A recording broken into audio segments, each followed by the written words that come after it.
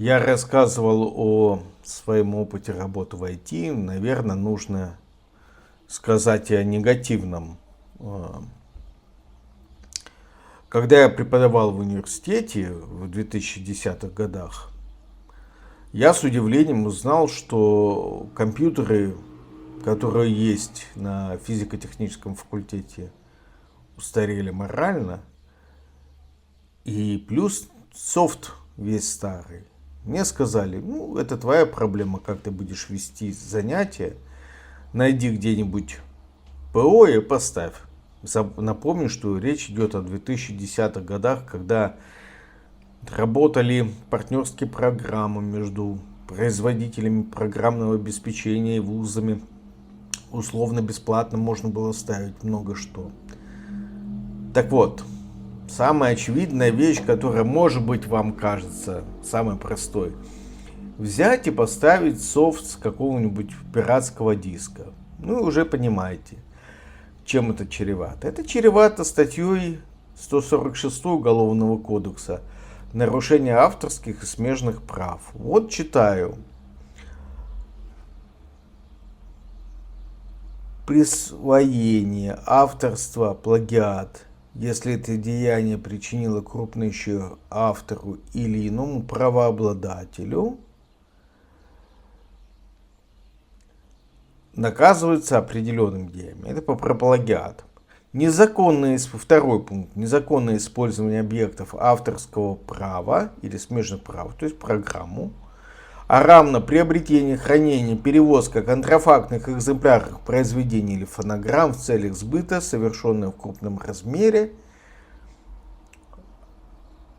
И по пункту 3. Деяния, предусмотренные частью 2 настоящей статьи, если они совершены группа лиц по предварительному сговору или организованной группой, или лицом с использованием своего служебного положения, наказываются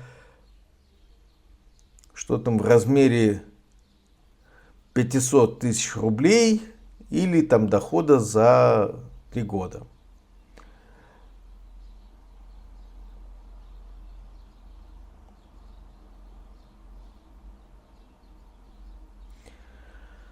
Вот. Тут еще есть указание о том, что такое крупный, особо крупный размер. Ну, представьте себе, что мне предлагали таким образом с нуля поставить операционную систему и много разных экземпляров программного обеспечения, на которых я должен был учить студентов. То есть, если я ставлю это на учебном месте, можно пришить организованной группой, деяния совершены, ну, то есть преподаватель, завкафедрой, несколько человек об этом знают, уже группа лиц, больше одного.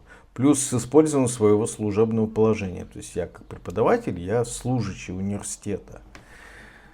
Вот можно попасть на такие штрафные санкции. Тогда я в 2010-х годах выкрутился тем, что использовал партнерские программы с вузами.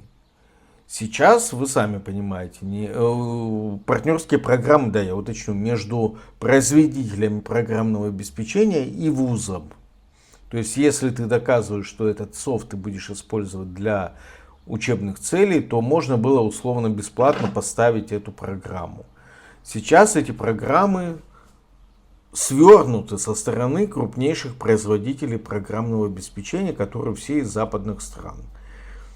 Нет, понимаете, на российском рынке альтернативы Oracle. Нет серьезных альтернатив другим программным продуктам, средам разработки. То есть все это, как правило, используется западных поставщиков.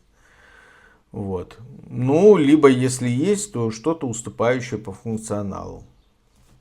Если вы преподаватель университета, если вы вообще преподаватель в любом вузе, помните, что вы всегда ходите под страхом того, что вас поймают за использование нелицензионного софта.